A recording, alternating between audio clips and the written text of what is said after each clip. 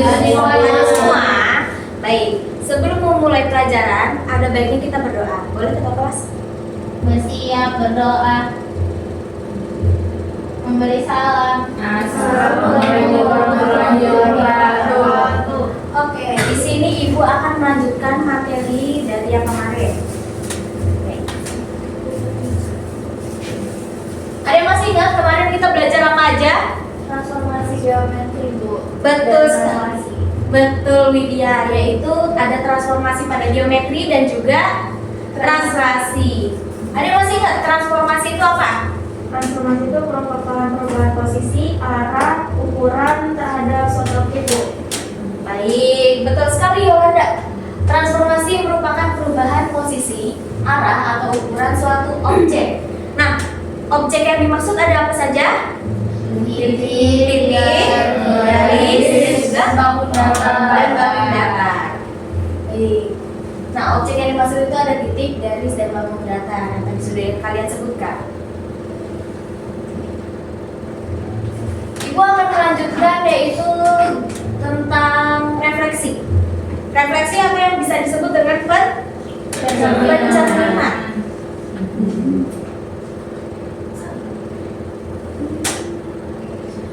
Adakah yang bisa menyebutkan contoh-contohnya?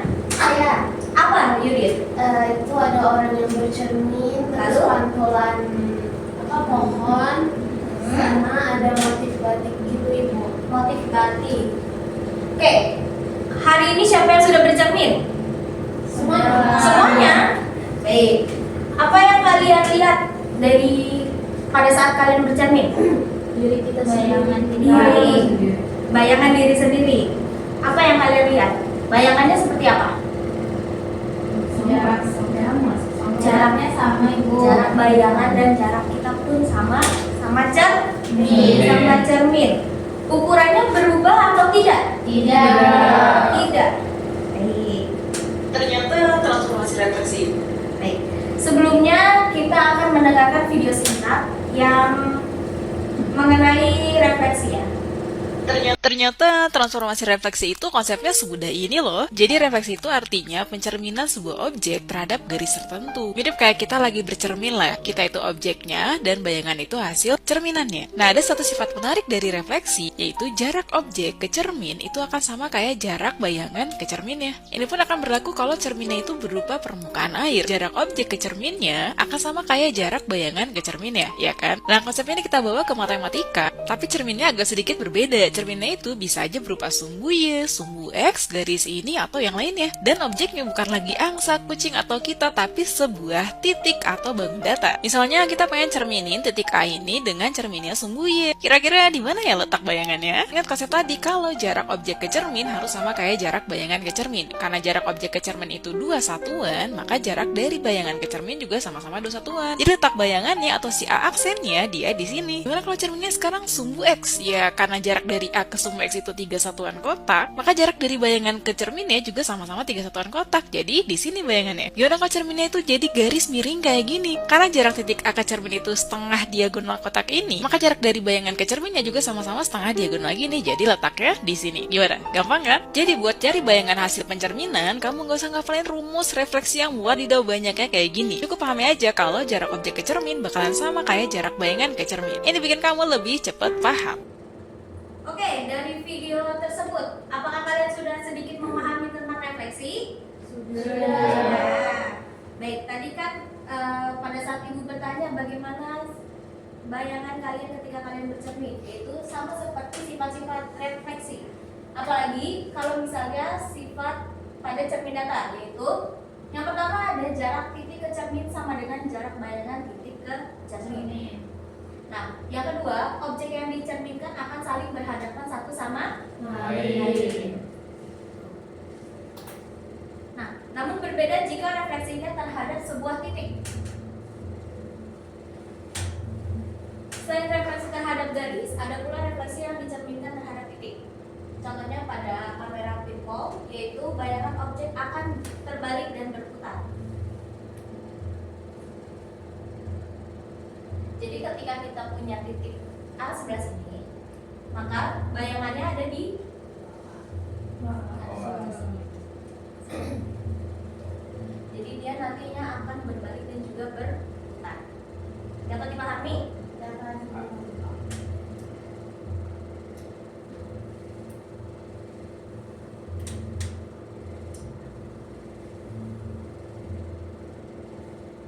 selanjutnya ada macam-macam refleksi. Yang pertama itu refleksi terhadap sumbu X. Yang merupakan cerminnya adalah sumbu X. Yang ini cermin. Nah, ketika kita punya titik asli di A sama dengan 8,5, maka cara mencari titik bayangannya adalah dengan mencerminkan terhadap sumbu X, yaitu melihat jarak titik asli ke sumbu X-nya. Ada 1, 2, 3, 4, 5. Maka kalau kita ingin melihat titik bayangannya, maka kita juga harus menghitung 5 satuan ke bawahnya. Berarti 1, 2, 3, 4, 5. Maka didapat 8,5. Apa yang berbeda? Y-nya. Kenapa Y-nya? Gimana? Ada yang bisa ulangi? Karena yang berubah itu sumbu Y, karena dicerminkannya terhadap sumbu X itu. Maka yang tadinya A sama dengan X, Y, maka titik bayangannya menjadi X, Y.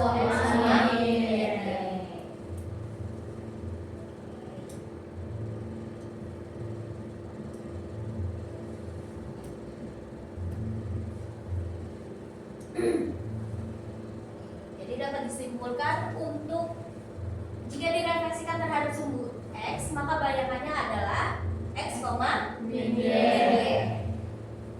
Baik. Selanjutnya refleksi terhadap sumbu Y. Caranya masih sama, yaitu dengan cara menghitung jarak dari titik asal ke sumbu Y. Y-nya. Ada berapa jaraknya? 1, 2,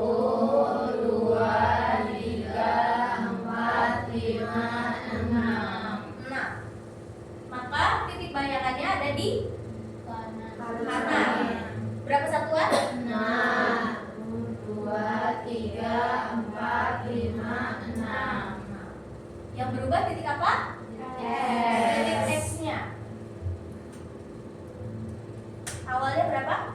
5,6 menjadi 5,6. 5,6. Maka yang tadinya A, X, Y menjadi X, Y. X, Y. Oke.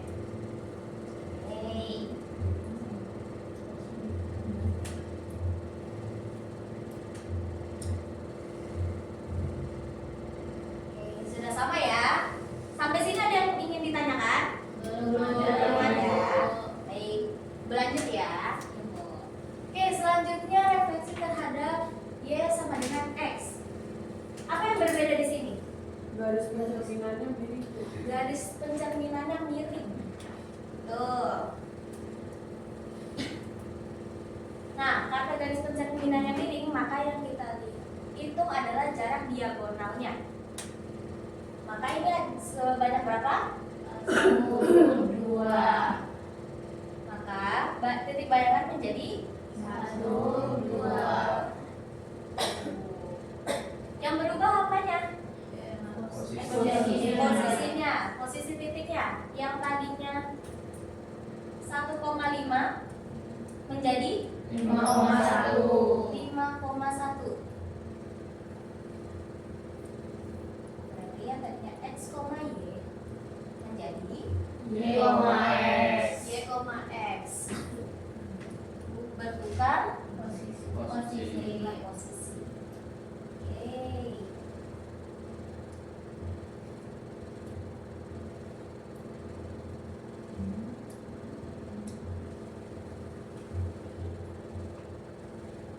Selanjutnya dengan cara yang sama. Berarti yang berubah titik apa aja? Titik X. Dan titik Titik Y. Y. Titik Y-nya yang awalnya 2,3 menjadi min 3,2. 3,2. Nah, dapat disimpulkan X, Y menjadi min Y, min X. Oke. Ada yang ingin ditanyakan terlebih dahulu? Belum ada. Baik, Ibu lanjut.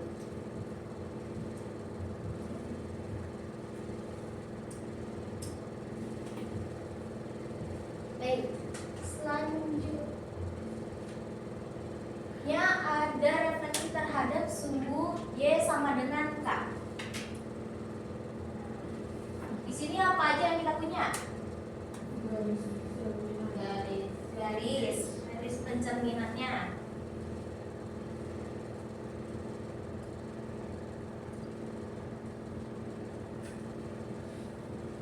Kita bisa permisalin dengan K. Boleh. Terus titik asal.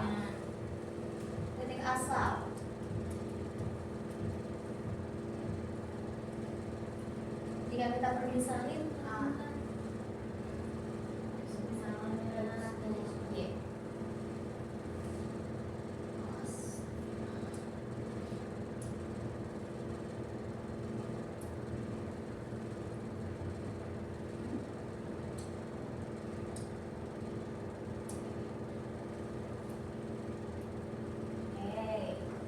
Maka untuk menghitung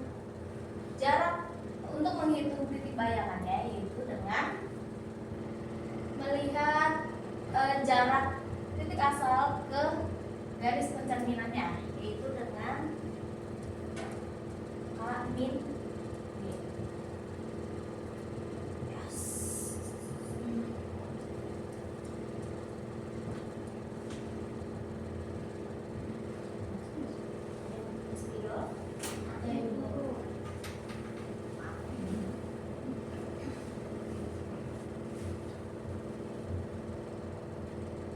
Garis pencerminannya ditambah jarak garis dengan titik asal. Ini bisa kita kali silang atau kali pelangi, yaitu K ditambah K dikurang Y. Adakah variabel yang sama? Ada, yaitu apa? K tambahkan sama dengan 2 min Y. Maka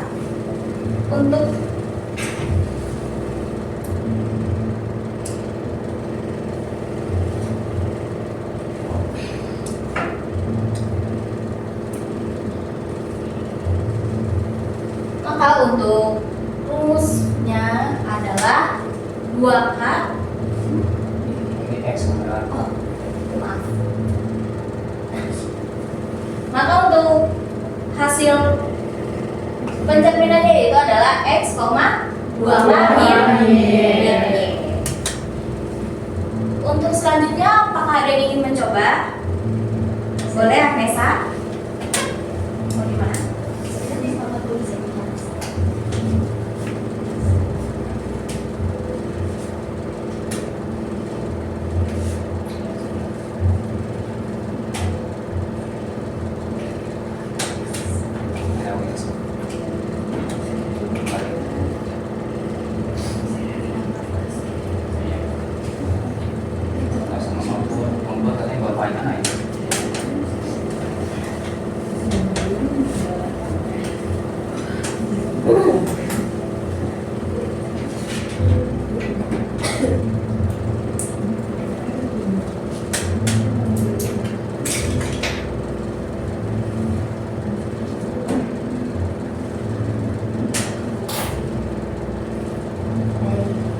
Terima kasih Anessa. Apakah sudah benar teman-teman? Betul. Baik, sudah benar ya. Baik, karena materinya sudah selesai, selanjutnya Ibu akan membagikan menjadi 3 kelompok untuk mengerjakan LKPD. LKPD-nya nanti akan dikerjakan selama 10 menit. Tapi nanti untuk kegiatan 3 dan kegiatan 4 silakan kumpulkan minggu depan. Jadi hari ini kerjakan kegiatan 1, 2, dan 5. Untuk kelompok 1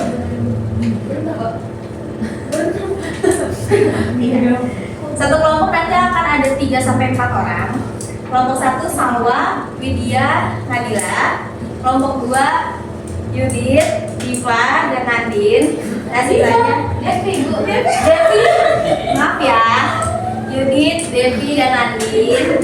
Untuk kelompok 3 ada Yolanda, Mesa, Ria, dan Iksan. Maaf ya. Gimana kalau sebelah kali ini?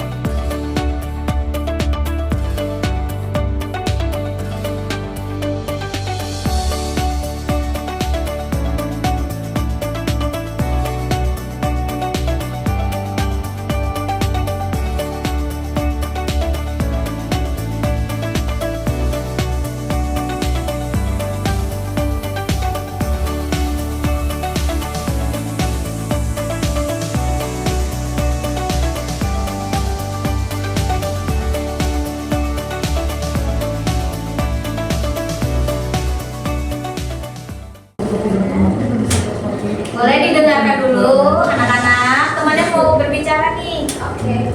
Ya. Jadi tadi ada kegiatan 1 yang nomor 1 ya dalam satu. Tadi ditanya apa yang terjadi ketika kamu berdiri di depan cermin dan mengangkat tangan kananmu.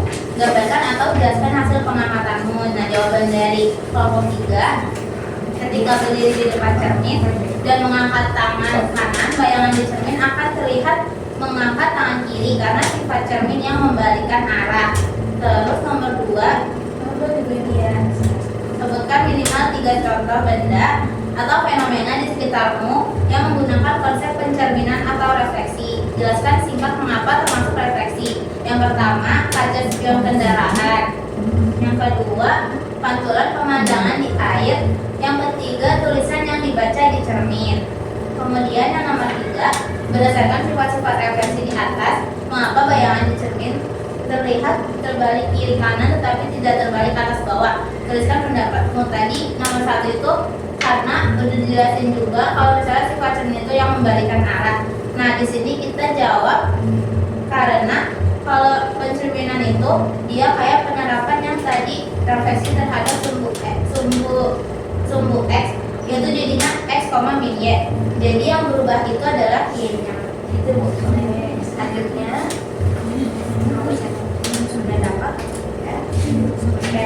Jadi untuk yang kedua rumus yang kita dapat, yang pertama itu yang terhadap sumbu X itu X, min Y. Terus yang terhadap sumbu Y-nya itu min X, Y.